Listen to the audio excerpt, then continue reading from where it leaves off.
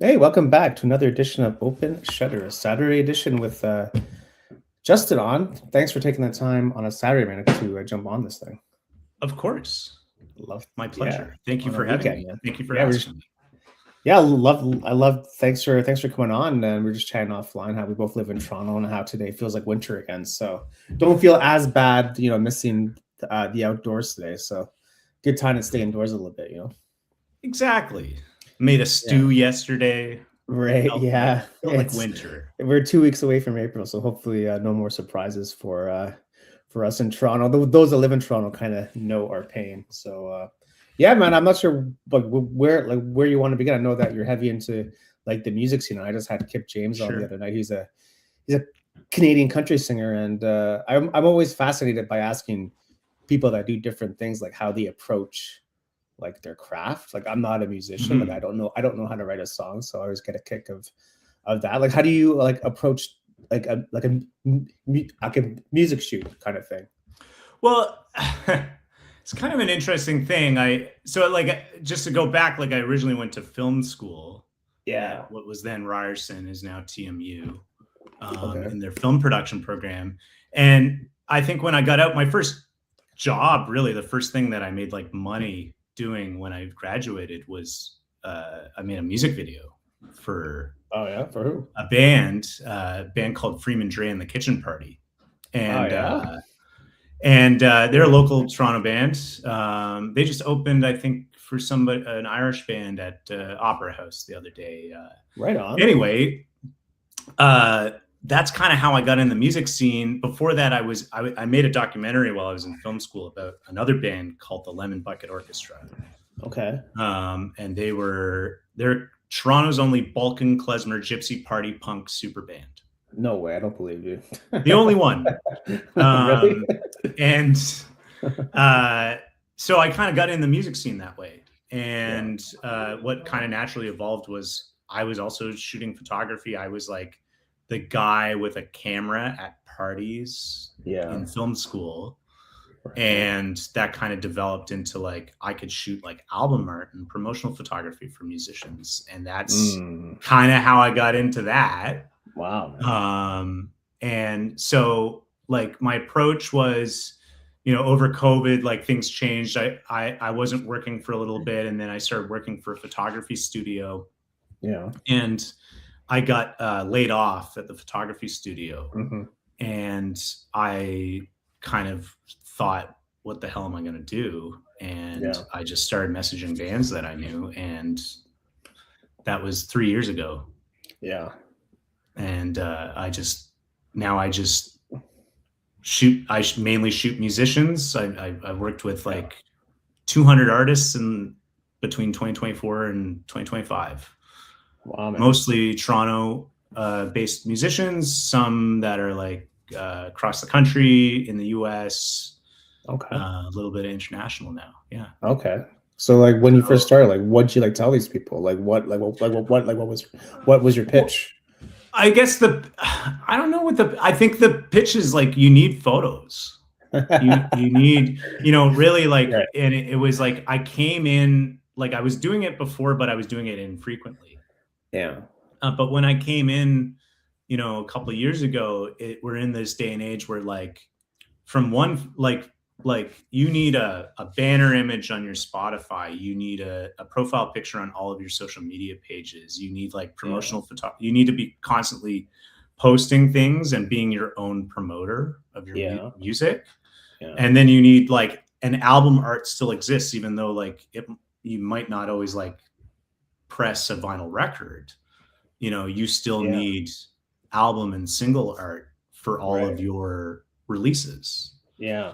So I could be that guy. I Okay. guess was the thought, Nice. and it Awesome. worked out. It worked out. Cool. Yeah. So like what like so like when you what were your challenges when you first started out? Like that you could recall or that Um, you want to share? I guess it was like I guess it was consistency and like wondering like if it was something that I could um be paid to do. I guess Yeah. that's like the challenge is like Yeah. artists working with other artists. Like it's Yeah. not like you know I do occasionally do like corporate photography, although not frequently anymore. Yeah. Like that rate card looks a little different than Yeah. when I'm approaching artists. Like I try to develop prices that are a little friendlier to, their budget and largely like Right. paying out of their own pocket. Right. Although more frequently, like sometimes being paid by artist management or labels and stuff like that. And I mean, that's a big challenge. And Yeah. Okay. that, like, I'm an artist working with other artists. How do I approach this from a Huh. business sense without being Right. Yeah. like, Well, exactly. How do you do that? Right. well, part of it too is like you don't want to, you can price yourself out of existence, and then Yeah. it's like then you're just a money Yeah. guy, Yeah. like But then you also don't want to price too low either, right? Like you need to. if you don't value your own You got to work, value your own work. What's your time worth? Like what's your skill? I think that's a common problem most people face is like how do you price it where it's fair for both parties? And I always think of it like, if you want to buy a Porsche, you sort of know it's not going to be cheap. You know what I mean? yes. Like that you're not gonna. It's not gonna be a Honda Civic price range. So really, it's a matter of what's your work worth. And to me, it's like it's what people pay it to be. It could be like $10. It could be worth $1,000. But who's to say it's either? It's such a weird thing. Like there's no Well, I rule for find it, a lot of people are uncomfortable about the subject. Yeah. And we were talking a bit off camera too, just about like community a little bit. Right. And like, especially amongst photographers, is photographers can be kind of insular, and there can be a lot of gatekeeping, and people don't want to talk about prices. And I think this has been talked about like in the traditional like white collar business workplace environment. Like people don't talk about their salaries. And if they don't talk about their salaries, then nobody can get ahead. And if you find out, oh, like this new hire is making 20 grand more than me or whatever. And it's the same thing with any like insular art form, especially photography, is like asking around, like, what do you charge for this? And like, is this too high? Is this too low? And there's always going to be, you got to cut the fat a little bit, because you can get some people who are like, no, you got to charge all this money. And there's some people who are like, I'll just undercut everyone and get all the work. But then you're in this, but then you're kind of boxed into this lower tier, and then everyone thinks of you as like the lower tier, So it's kind of it's a hard spot to be in, right? That's been like all like the last 3 years is like a constant. What benefits me though, on like I majority shoot on film, photographic film. There you go. So what that gives me is I can actually cost my prices like very simply. Like I can go like, this is how much, and the price of film has gone up quite a bit in the last couple of years, but I can literally go like, this is how much it costs for me to shoot like 4 rolls of film. Yeah, exactly. And all these, like I'm on your website now, like all these were shot on film. There you go. So, yeah. Absolutely. Beautiful. Yeah. It's all about the eyes, isn't it? You know what? And so I look at headshot photographers. There's a really great headshot photographer. There's brothers, actually. There's the Lees brothers. There's one guy named Tim Lees, and I used to act, and he would shoot headshots. And you can see like his like approach was like there's like a glassiness in the eyes. And it's and it's that gleam of the eye. Like I tell people, my subjects, when I'm shooting, I'm like, if I get really excited, it's because I can see the gleam of I don't have a proper light setup, so to give you an example, but when I see that gleam in your eye from my light, where I don't just see the actual outline, but like just that sparkle, that's when I get really excited, because I know that that's going to be a really like striking portrait or a striking headshot. And that comes naturally, like you can't force it, right? In what way? Like when that and getting and just having that feeling, you know what I mean? Like you can't pose this way or look that way. Like that moment just sort of happens. I think the cool thing is like, so musicians are like this somewhere in between. Like a model is very like a person who models professionally is very used to being on camera. Right. And it's kind of like, you know, they're very like good in front of a camera, and they know they move in the right way that doesn't like ruin the shot, but adds a little something extra for each exposure. Musicians aren't like necessarily models, but then they also are performers. Yeah. So Yes, they're yeah. not, you know, they're not unused to being in front of people. So, so that's like an exciting approach. You know, I'm not working with nothing. I'm not working with somebody who's like completely dead on camera. Right. So they're used to performing, but they need to be like guided along. Right. Yeah. Yeah. In No, a I way. get it. Yeah. There's a definite, you definitely do need some presence when you're in front of the camera for sure. Well, it's kind of, it like helps my job along that musicians are like inherently performance. It's a performance based, you know, cool, art form. Well, yeah, cool. That helps me 100%. Yeah, no kidding. So what's your style? You think like what makes you different? Well, okay, so stylistically, like I've chosen a couple things. I majority shoot on film. It doesn't mean that I exclusively shoot on film. But you know, for the most part, I've chosen to shoot on film, and I've done that the same way since like I was in school. So, you know, 16 years ago in university. And then other than that, because I went to film school, just from a technical note, I didn't really learn. I do things wrong a little bit, I think. But I didn't really learn how to shoot strobe. In school. I learned how to shoot strobe later on.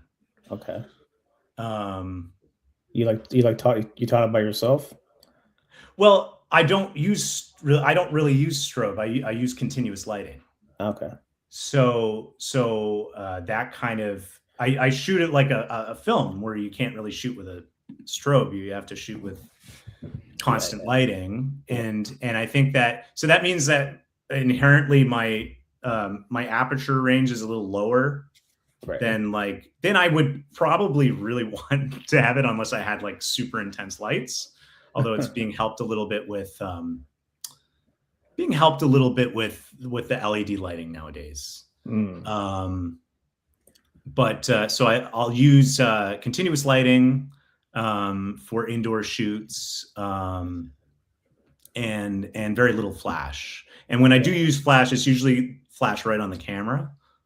And then sometimes it is, you know, very, very infrequently it's external flash. Sorry. Go ahead. No, sorry. Quick question. Did you shoot Chris Hadfield? That's Chris Hadfield. Yeah. That was in Calgary. And how did that come out? 2013. It was just at a conference. It was just at a conference I got to shoot, and I really pushed to the cool guy. You know what? He stood in the line, and this is like, I love people like this because he's like an inherently curious person. So he stood in this receiving line and took pictures with like 100 plus people maybe. And he talked to this one guy, and he asked every person what they did for a living. Wow. And he ran into one guy, and he was in a niche science thing. And this guy, Chris Hadfield, he speaks like Russian, French, English, you know, can pilot a space shuttle. He's a legend. Canadian legend. He's a Renaissance man in the true sense. He's a musician. He shot a music video in space. Like, come on. And anyway, so this guy, he's talking to him, and he he works in some sort of niche science. I can't remember what this was. It was many years ago. Yeah. And he says, I'm really interested in your subject matter that you are studying. Here's my card. Can you get in touch? Whoa. Whoa. And this is just What? like just a bunch of random people at a conference, but Yeah. he's like, oh, you're into such and such thing, and I want to learn more. Send me an email. And they probably had a phone call or grab a coffee or something. Like that's, to me, that's like crazy. Wild. That's so cool. Yeah, he seems like a really nice guy. Like no ego, you know. Yeah, he's written books. He's written not just nonfiction but fiction. Yeah. Wow. Seems like there's another photographer that I know. I haven't seen his work in a while. His name's Arnold Frolics, and he got to shoot Chris Hadfield for Globe and Mail, I think. Nice. And he just seems like into whatever he wants to do. He's kind of into it, which is kind of fun. Exactly. He seems very like just in the moment, you know. Cool, man. So what do you like? What do you like shooting more? Like the model stuff? Do you like shooting like the music stuff more? Or you like making films? Like what do you love to do? Well, yeah, I guess the plan was to be a film director. Yeah. But there's no straight lines. Nothing's linear. The way that my life has gone, like I'm very happy with what I do. Like I get to wake up and do a really cool job. So I'm just happy. Like I'm happy working whatever I'm doing, really, to be honest. Okay. Cool. Music's a passion. And it's a really fun, like I was talking about this with my partner last night. It was really, I'm in the business of, I'm in and around the business of things that people derive joy from. Okay. Right. Okay. So like music's a big thing. Like music's a big part of my life. Like there's like, I'm at the gym earlier today. I'm listening to music. I'm in the car. I'll be listening to music. Like I'm sitting, working on my laptop. I'm listening. Like music's a part of my life almost most of the day. It's very like rare that I'm not, unless I'm watching film or television or,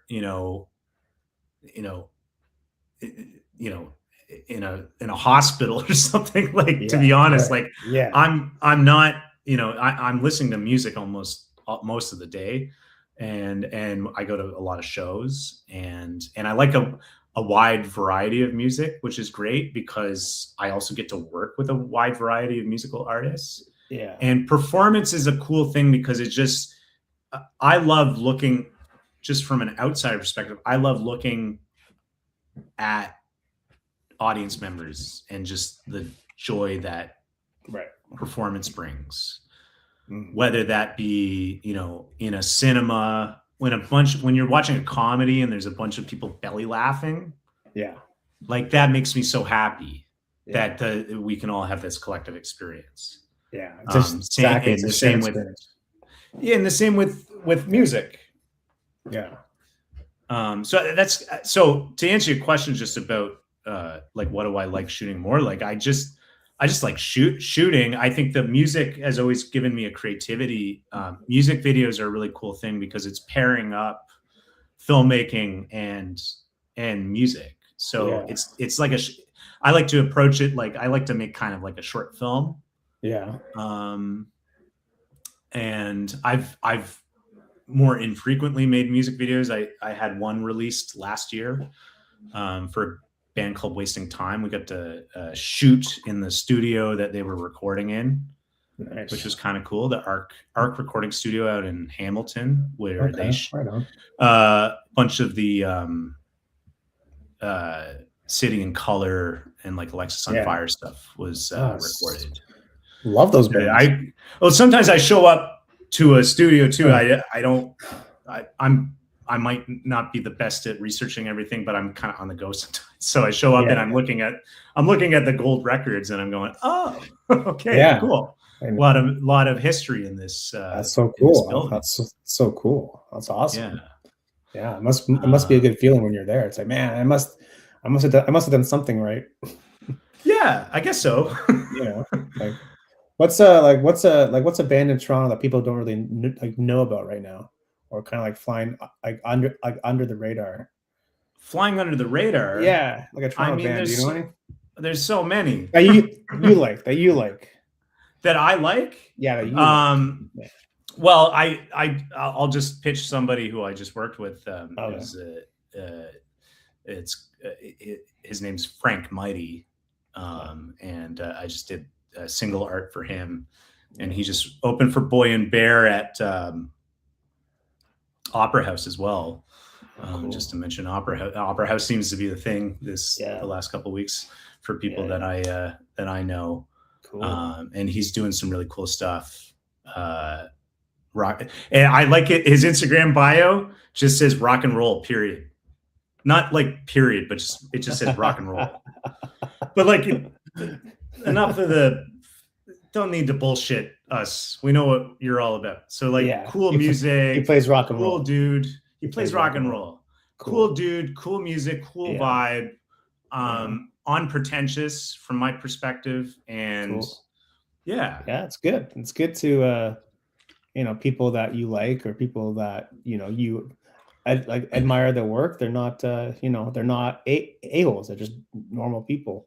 They're nice people. Well, that's it. I mean, and part of the I get to listen to a lot of unreleased music before it comes out, and it's like it's just really cool to all this stuff that people are working on. They're pouring their heart and soul into it. The recording process, usually when I shoot in a studio, the stuff that gets shot, I shot.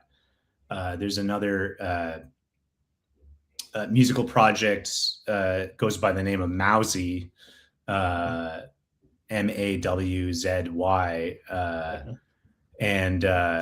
and he, we shot in this in a studio, and I think it took 2 or 3 years. I shot the back cover. It ended up being the back cover of the album.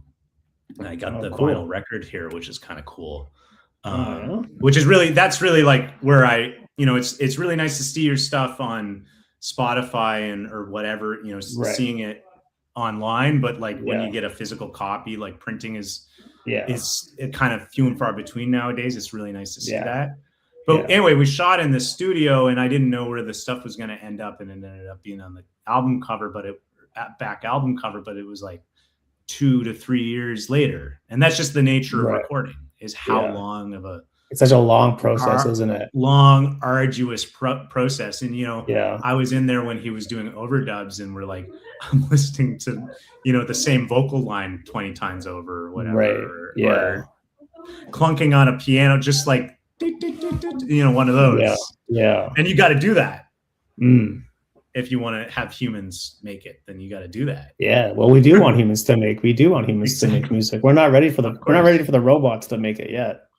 We still want the humans involved, I think people still pay money to see people play concerts. I don't think are people going to pay money to go see robots play music? I don't think so. I wouldn't. I wouldn't personally. Because there's no emotion to it. As far as I know, robots don't have emotion, but maybe I'm wrong. But that's why people like going to concerts. That's what people like going to movies, because there's an emotion tied to it. Yeah, I think it goes back, like you said, you mentioned shared experience. It's shared human experience. Yeah, exactly. I think that's why people will pay money to go. Buy the record, or if you can't relate to something, then you just move on. It's you don't really remember the movie. You don't really remember the concert. So, and I think that's where AI is not going to be able to do that. There's no chance that AI is going to be able to provide a human emotion to it, because I don't know. I just don't think it's possible. So that's why we still need people making things. I was saying the other day to Kip James, he was telling me about all the challenge of being in Canada or in Toronto to be like an independent musical artist. He goes, I might just leave and go to the States or go to Mexico or something. Well, Canada should keep their artists, right? Don't make it so hard for people to do things. I mean, I've been around it for so long, and I've seen like so many different, like when I was in film school, like Harper was the prime minister and he was kind of gutting a lot of funding and stuff. And then it's like, it's been a lot, like I've seen a lot of the same mistakes made, but I've also seen like I was talking about heated rivalry last night with my partner, you know? Right. And I was saying to her, like I saw, you know, they were shooting this thing, you know, last summer or whatever. And then I'm thinking, oh, another fucking hockey show. Like I didn't know what it was about. And now it's like the biggest, you know, the biggest fucking show. But it's not the world. It's not popular because of hockey though. That's the thing. Like hockey is it's the backdrop for this story. Hockey is the backdrop. So that's what it's hard to, like, you can't replicate that into something else. That is a standalone product. Like, no, you can't make another one. No, you can't make another one. But I guess the thing is like Canada has the capacity to compete on the world stage. We just have to like create things that the rest of the world cares about. I think we might not always hit that mark, and it's like, but I'm not, I'm not shooting photography for some guy in Los Angeles to like see, and I'm not doing it that way, kind of thing, I don't know where I'm going with that, but well, I mean, also I keep hearing like there's like a lot of clubs in the city that are like closing down. Like we're losing spaces. It's been well, that's another challenge. Is I think now rents are starting to come down. I don't know if you saw the unemployment numbers yesterday. I saw that. I fear an oncoming recession in some variety, but I'm not an economist by any stretch of the imagination. I read articles and I go, I don't know. Right. Is that bad or is that good? But from what I've seen over the years is there's definitely been, a lot of like music venues. I worked at a music venue that shut down. Which one? It was called the Central. And it was on Markham Street where they've done now it used to be next to Honest Ed's. They tore that all that stuff down. And that was just because they were developing something. But in terms of like things closing down because the cost of rent's too high, the margins are too thin, and whatever else, other challenges, in commercial real estate isn't rent controlled, right? So landlords can come back and say, no, it's $1 million a month or whatever, and force something out, so, if we talk about like third spaces, I guess is a concept, like a gap. Again, this goes back to community, right? So, there's a lighting director, Jay Atlas in the city, and he helped create this community where they had a kind of DIY venue, the Ivy, for get loud concerts, and like that's like an important thing is like, when we lose spaces, usually if there's enough community there for it, it'll pop up on its own. So maybe people are playing a show in their living room. Maybe like I passed by Long and McQuaid a couple of weeks ago, and there was a convenience store next to Long and McQuaid. They had a band in there. Oh, in the convenience store? In the convenience store. Playing music? Cool. Yeah. Wow. That's wild. What we want to see. That's wild. That's what we want to see. So of course, and it's next door to the Piston, which is an actual music venue too. So it's like they're not competing against each other, but it's like that's like, where there's a will, there's a way. So if the community wants, if the community wants to support an art form, they'll show up. But if you build it, they will come. Like if people want to just stop going out to things, yeah, then they can enjoy their AI music. right. Yeah, no, it's interesting. Yeah, I guess people have to get a little bit creative with I guess where they play. I mean, if you got to play inside a convenience store, I guess that's where you got to play. I mean, Yeah, it's wild. and It's wild and stuff. and if I was invited and I had nothing else going on, I would have gone. Yeah, why not? It would have been a hell of a That's story fun. too, right? It would have been a hell of a story. Yeah. Yeah, I don't know. It's just I don't know. Yeah, it's like it's not easy being an artist of like any kind, right? So you know the fact like the No. more like the easier the city makes it for people to make it like your full-time thing, then I think a lot of people will be better off for their mental health, and also the city will benefit because you have more art in the city. I don't think Toronto needs it. I think too, like I guess just from the perspective, like I guess people go like, well, what does it matter? What, you know, Yeah. They're so I get jaded. people who aren't artists are Right. wondering what the benefit is, you know, Yeah. for keeping art in the city. And Mhm. the question is, it's like, you know, it really is like you can't exist in a world absent of art. You know, even if you watch sports, there's Right. artists who created the commercials. There's artists that created the ad banners on the side of you know the hockey arena there. Yeah. You know, there's so many. There's music playing on Hockey Night in Canada. You know, there's so much art in the world and a need for artists that it's like you know, working in all spectrums of from like super commercial to you know stuff that's completely passionate. Yeah, exactly. Like everyone likes art. Yeah. That's the thing is like even people who are like, I don't like art, like art. Yeah. You know, like it doesn't have to be like a museum. It doesn't have to be like a museum. It could be, you know, street art. It could be going to a concert. I mean, I think people have this perception of art has to be in like a museum where it's not. It could be anywhere and everywhere. You just have to like be in a convenience store. Yeah, that's what I mean, right? Like, you know, it's just yeah, you have to be a little bit more like open-minded with that stuff. And yeah, I don't know. I think everyone does, just to like varying degrees, you know. Yeah, cool, man. I mean, it's so like what are you trying to get better at these days? Like you trying to like focus on something, or what am I trying to get better at? I mean, I like to get bored of my own photography. That's exciting. I want to be like, I've shot this. Let's switch it up. I did something recently out.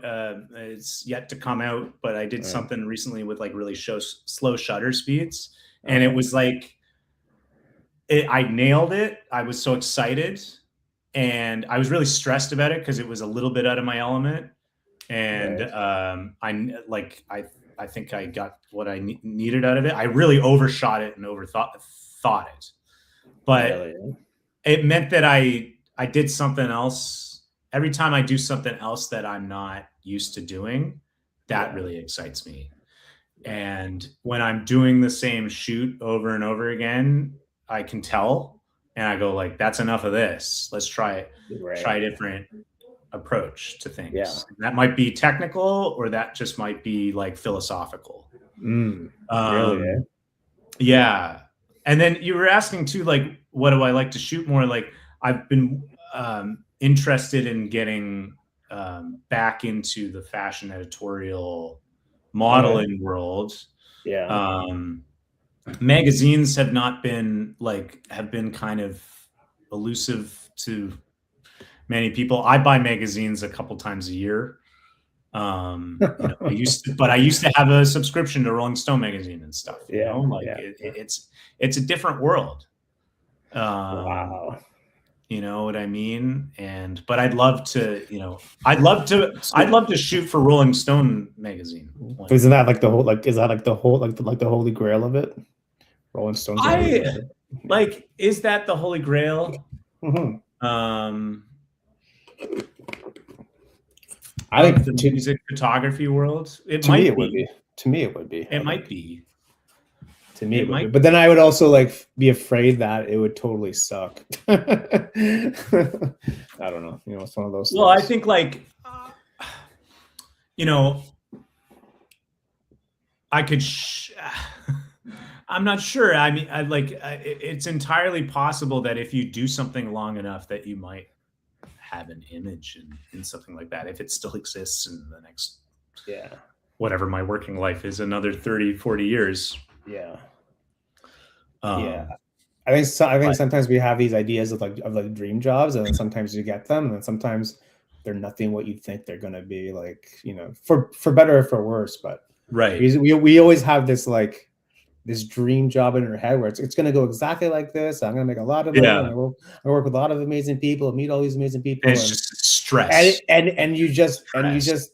yeah, you just have this insanely high expectation of something where it's hard for it to meet that, you know. So Well, I think one of my philosophical approaches has been, since I've been doing this by myself, has been to create soft goals rather than hard goals. okay, and So, what's the difference? well, it means that you're not disappointing yourself if you don't achieve a soft goal. But it's Okay. still like there's those So- old, I don't know, when you were in when I was in elementary school, Yeah, we had like you had those inspirational posters, right. and I there still was have one them. that there's one, and I'm sure they still have them, and I'm sure they I'm sure they do. and there was one that said, shoot for the moon, even if you miss it, you'll I had land that on one. I the had that one, man. stars. I had that one. Right. And I that's had so that one. that for me is like, if I expect my life to be linear, and it's Yeah. got to do this and got to do this and got to do this, and then you got to shoot for this, and you got to do this, then you're setting yourself up for disappointment. But if I go with the flow, live every day, one day at a time, and I create these soft goals, and I land somewhere cool, Yeah. you know, then I'm not, you know, that still gives me drive. I'm still working towards something. Right. So that's helped set myself up for success. Yeah. It's just that keeps the ball moving. 100%. And not to say I don't get, when I'm sitting around, because the nature of my business is sometimes there's a week I have like nothing going on and I'm going fucking crazy. Yeah. But I did this to myself. Mhm. And then I work on a personal project, or I, you know, call somebody up and shoot somebody, Yeah. or do, you know, and I go and create something, or I come up with a scheme, and by the time I'm done working on that scheme, I got something else going on. Yeah. Yeah. No, I think it's I'm actually glad you said that, because sometimes, like, I think it's The Rock that said it, where The Rock said sometimes the things that don't happen for you are actually a blessing, because they not force you, but they take you down like a different path, you know? So he's like, Sure. don't worry about things not working out, because sometimes that's actually, well, most times he said it's actually better for you to go this other way, right? Because again, you have this idea in your head, I got to go this route, but meanwhile, there's like 30,000 different other ways to do things. Sure. So, you know, so don't get so fixated on like A, B to C, right? Which is, you know, from like our parents' time, that's how it was. You know, college, job, family, all these like marketing posts, where in 2026, it's like the world's crazy. You know, so, forget it. Yeah. Like it's totally different world, right? So, you know, it's hard to explain to my parents like the world these days, because that's like you have no idea what's going on out there. Right. So. Yeah. And yeah, I mean, that's helped. Like one of my soft goals, I'll just put this out there in the universe, and I've said this for like 2 years, has been Spotify. And it doesn't have to be Spotify, because Apple Music and Prime also do competing ads on the other billboard space. But at Yonge and Dundas Square, or whatever they call it now, sorry, Sankofa. They've got at the corner of Yonge and Dundas, they've got the one above the Eaton Center. They got the largest billboard in Canada. Yeah, and they do a rotating cast of Canadian artists every Friday, do Music Friday. So that's been a soft goal, is I want to shoot something that's on there. Yeah. But it could be on the other one that's above what used to be City News, City TV, or whatever. It's possible. And like, will it happen? I mean, I think like statistically, if I shoot enough Canadian artists, it's gonna happen. I had someone on like 2 weeks ago that had his stuff up on that billboard. Nice. So it is possible. You know what I mean? Like it is possible. So just a matter of just timing, being, you know, right place, right time, right project, all these things that kind of come into play. You know, obviously it takes being consistent and putting the work in, but you know, yeah, usually what luck is, you know, luck. And it's probably going to be a throwaway picture. It's going to be the one that I'm like, yeah, I don't think I'm going to send this to them. Oh, you know what? I'll send it to them anyway. Yeah. And, by the way, it's going up on the billboard next Friday. Oh, yeah. Okay, great. Thank God I didn't delete that. That's what I mean, right? Like you never know where it's going to go sometimes, and it's just a matter. I think that's where people like drop off or burn out, is because they're not patient with it. Like they don't have the patience. There's no, you know, there's no internal drive. There's no North Star. They're just in it for the external validation. And I think that's why a lot of people kind of like stop, you know, because they're not getting that. Yeah. Well, I was reading, like one of the things when I started doing this by myself, like one of the goals I had was like, if I lose money for more than like 2 or 3 months, then I'll fold up shop and I'll get a 9 to 5 or whatever. Right. Yeah. Okay. And that's what I said to my partner. She's like, as long as you pay rent, I don't. Yeah. If you pay your half of shit, then do whatever the fuck you want. Yeah. So anyway, what was it? What were we talking about? But if you're losing like $2,000 a month, if you're not making any money, you're gonna get a job. Yeah. No, we were talking about something. I can't remember. We were talking about something else, the soft goals or whatever. The soft goal, yeah. Well, but the billboard thing. Yeah. Being consistent. I lost my train of thought. You're getting burnt out, man. You're getting burnt out. Yeah. Well, how do you manage, like, how do you avoid being burnt out? I guess. Well, that was I sat down with myself, like as part of like introspective. I sat down with myself and I said, like, if I was employing me, what would I ask for? Oh, that's a great exercise people should do. As a freelancer, I work every day. Interview yourself. And why would I hire me? And so but freelancers are like, they can make themselves martyrs for their own cause. Right. And it's like, you know, like if you know any like real estate agents or like people who they're everywhere, man. They're everywhere. Forever jobs. But you know, they'll come to you and you'll be like, hey, do you want to grab coffee? And they'll say something like, oh man, I've been working every day. And it's like, well, you can choose not to. I hired a retoucher like a year ago. Mm-hmm. And I was trying to get a hold of her. And it was like a Sunday. I was like, hey, I haven't heard back from you. And she said, I'll talk to you on Monday. I don't work on the weekends. And at first I got angry. How dare you?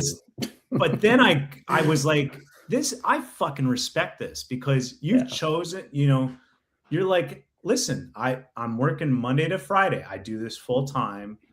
Just because you're working on Sunday doesn't mean, you know, I'm not her boss. It's not an employee-employer relationship. It's, you know, a subcontract within a job. But, you know, and so I started to think to myself, like, well, I want to have, what's my goals for that? Well, try to have a weekend. Try to take yourself a weekend. It doesn't have to be Saturday, Sunday. It can be like Tuesday, whatever, Monday, Tuesday, Sunday, Monday, usually. And try to like get out of town, go on. It doesn't have to be an elaborate vacation, but go and disconnect. We're very like, I went on a ski trip. I hadn't skied in 8 years. And the best thing about skiing is like, you can't look at your phone while you're doing it. That's great, I felt isn't it? So relaxed, like 72 hours of like no phone pretty much. Wow. Good for you.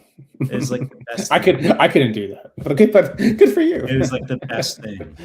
And you know what? It was family day weekend. Nobody else was checking in on me. They were all enjoying themselves. Well, yeah. I mean, especially when like someone's like a freelancer, like you always feel this need to be always working, like always hustling, always just on it, because you are your own boss, you are your employee. So Yeah, you do feel that pressure, but I mean, you know, like that person that you hired, she put in her own boundary because she knew It's great.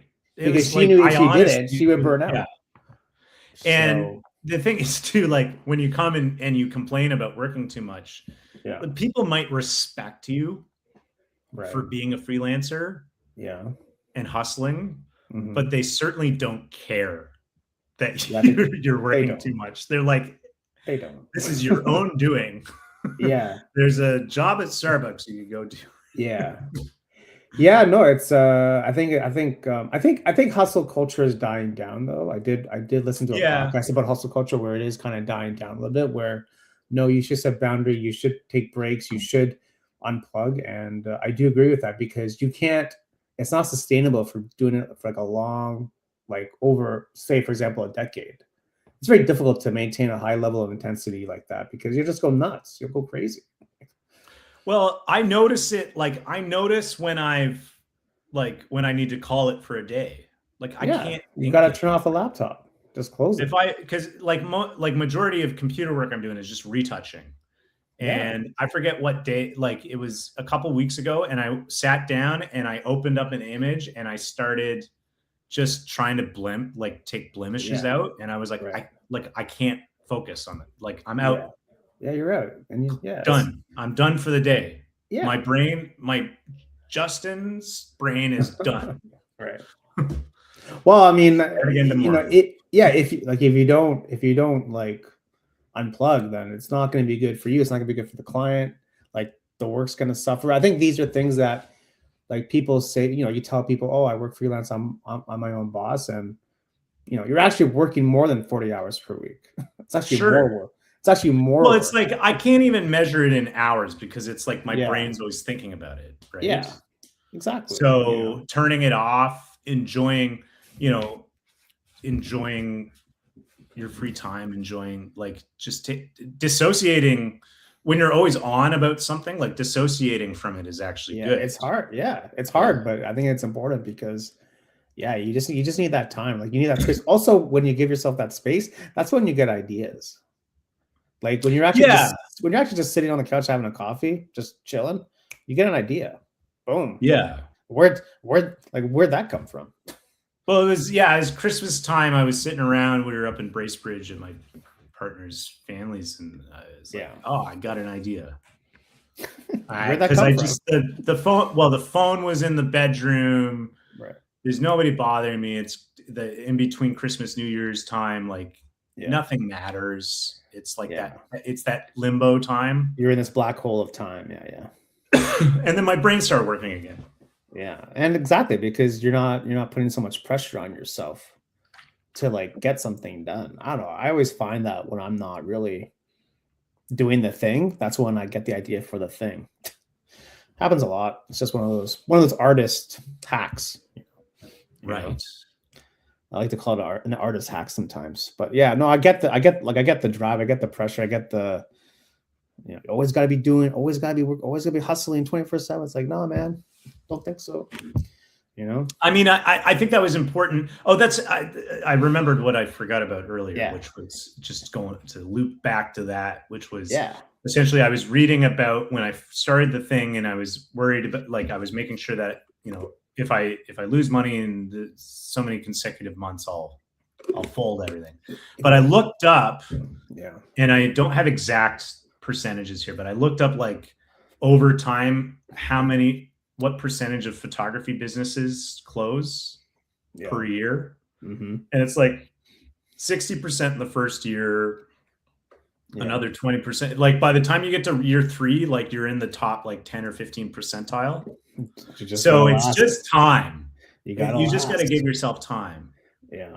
Yeah, it's like any small business where business you open up a small business, you're not making money in the first year, second year, third year. Like you need to be able to kind of have it for the long haul. And I think that's where people kind of drop off. Obviously, is they don't have that. They don't really know why they're doing it. I think is a common problem is like people don't really understand why they're doing it. Maybe they did it because they want to get the social clout, but that's not really a reason. Yeah, like you need to have a reason for it.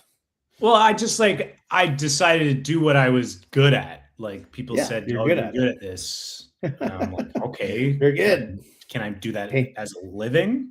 yeah, right. Can I do the thing I'm good at as a living? I'm Yeah. good at cooking, but I wouldn't want, I worked in restaurants as like a bartender, but I don't think You don't have any interest in being a bartender, I, though. and I don't want to, I wouldn't want to be a chef. Like Yeah, that's like that. but you don't have any interest in being a chef, though. No, I mean, That's the it thing, would right? You suck the don't. joy out of the cooking, I think, for me. Yeah, like I'm not. Yeah, like that's why I know it's funny because people say that you're good at stuff. It's like, yeah, but I don't really want to do that. Like, say that you go to the gym every day. It's not you don't want to become a personal trainer. I just like going to the gym. No.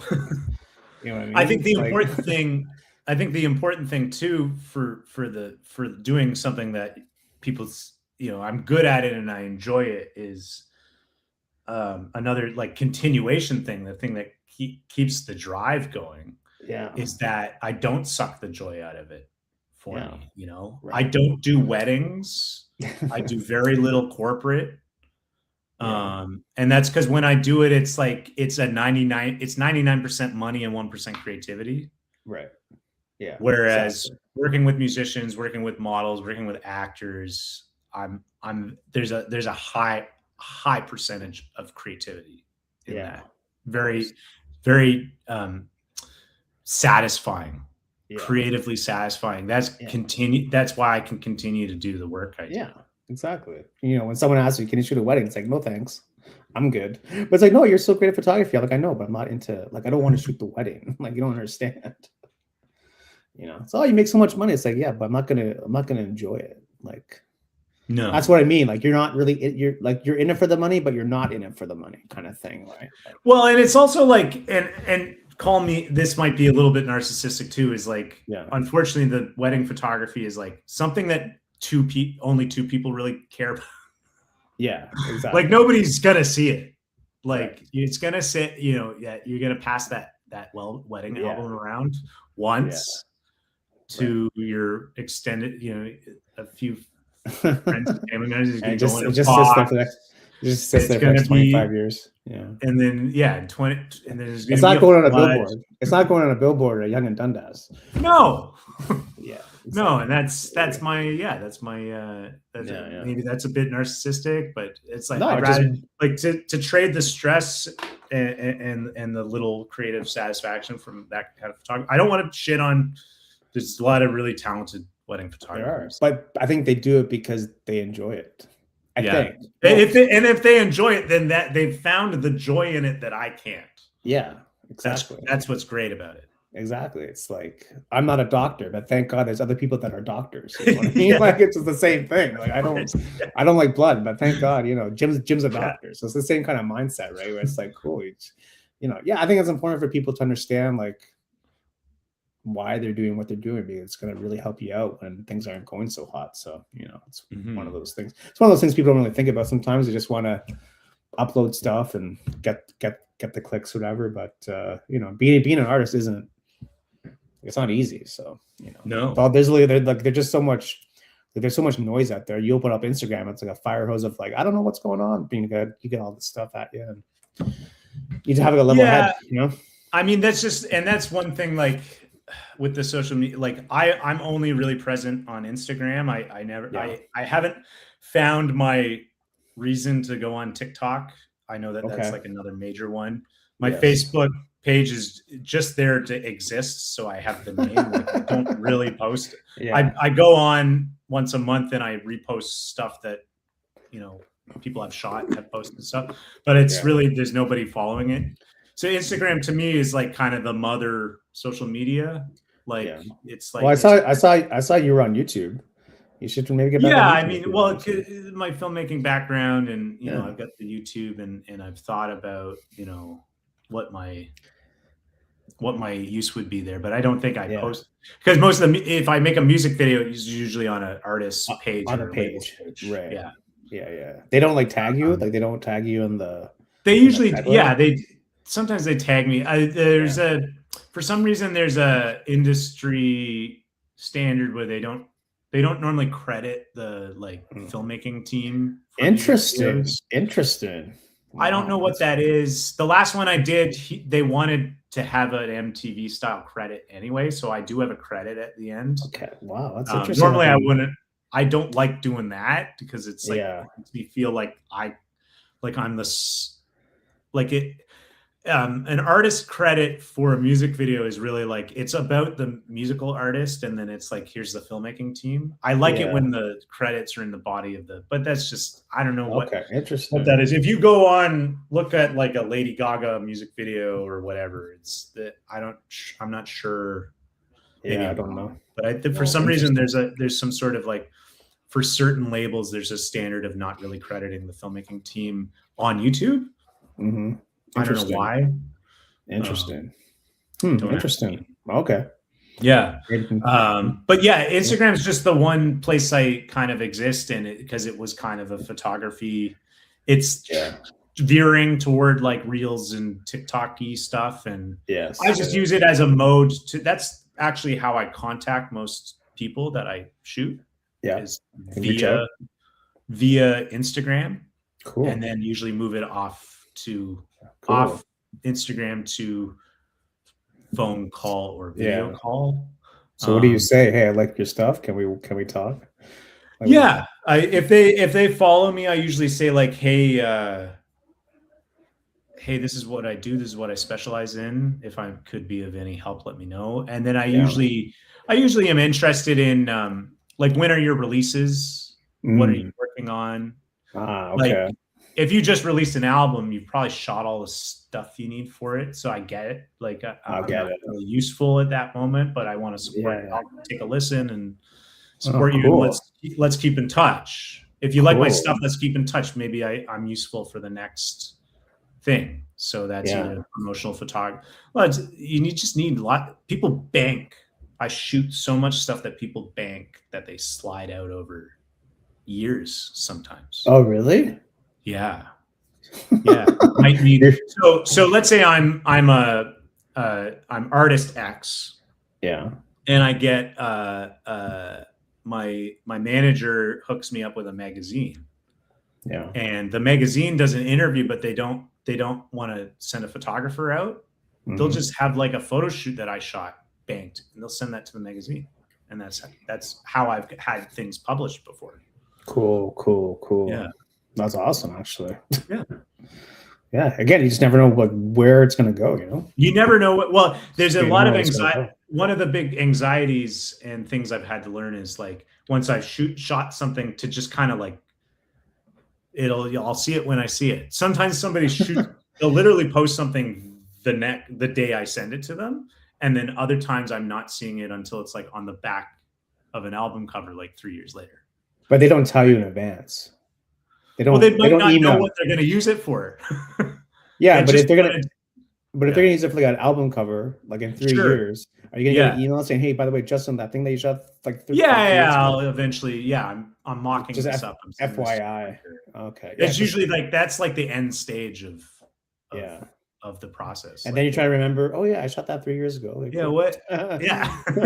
All right, great. Yeah. I'm also not precious. Like I like for that photograph, for example, was a color photograph that the graphic designer turned it into black and white. Yeah. I'm not particularly precious about. I love giving artists, license to use it with graphic designers to create album art, and like they got to put titles and stuff, whatever else they got to do. And so like, that's exciting to me is where my stuff ends up. Right. I never know. Do you use a contract though with them to like? You have full license once you take so they could do whatever they want with it. Anywhere, anytime. Interesting. That's what I do for now. We'll see going forward how that works out. There might be a time and place where the contract has an additional licensing. Yeah.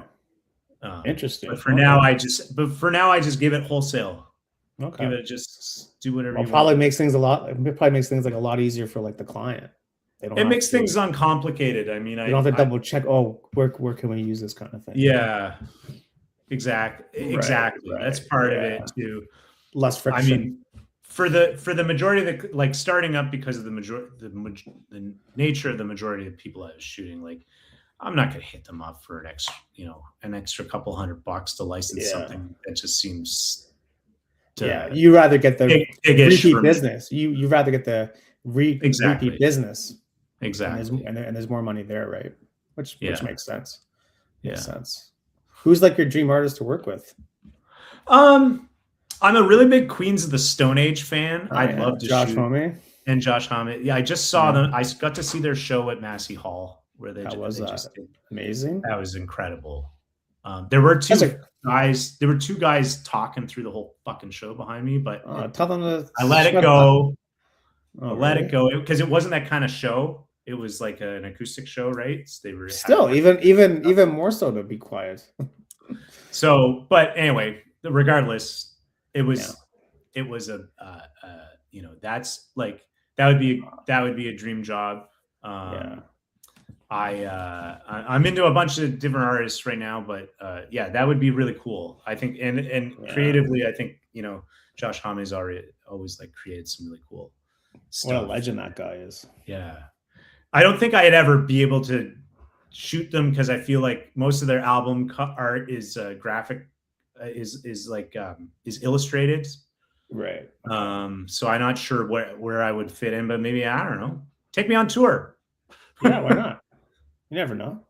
Yeah. You can have some different ideas for them. Yeah.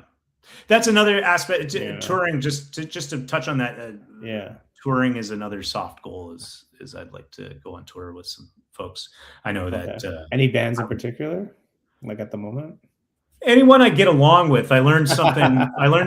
No, I learned something from a friend of mine. I won't mention who it is, but I guess he said that he ended up going on tour with some folks that they didn't get along. They didn't get along. Yeah, it's tough. So you gotta be buds because you're hanging out. You're at the laundromat in your underwear, doing all your dirty laundry together, and you're looking at this person.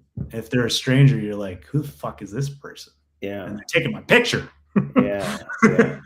You gotta be friendly in some way. Yeah, it's also different being with someone 24 hours a day versus a couple hours a day. Like you see a different side of people. It's like going on trips with friends. Like, you just see a different side of people that you just wouldn't see because you're around them all the time. You see them all the time. Like, oh my God, here's Paul again. Jeez, it's a good soft goal anyway. You probably be a hell of an experience anyway. Like, jeez. Yeah, I mean that's another thing. It's a little different than what I do now, but that's kind of a thing I'd love to do. Maybe for like a medium-sized act, playing like 1,000-person shows or whatever one of these days. I'm available. Anyone watching? Justin's available, guys. Justin's available. Well, I mean, summer's coming up. There's lots of things going on. A lot of festivals, a lot of acts going on. You just never know where it's going to go sometimes, Mm-hmm. It's like that movie. I don't know. Have you seen the movie Almost Famous? I have, yes. Good movie. I like that movie a lot. Yeah, it's good. I like that movie too. That's that's the fantasy for. Right. I think a lot of people in the music industry, people who want to be musicians or wanted to be journalists or whatever, or just people who wanted to hang out with bands. Yeah, that's like a film that like people such a romantic story about it. It's like, meanwhile, here's like reality, So right. Once again, having that like idea in your head, and here's actually how it works. It's like watching like a film being made. It's like, well, it's just a lot of sitting around doing nothing. So, but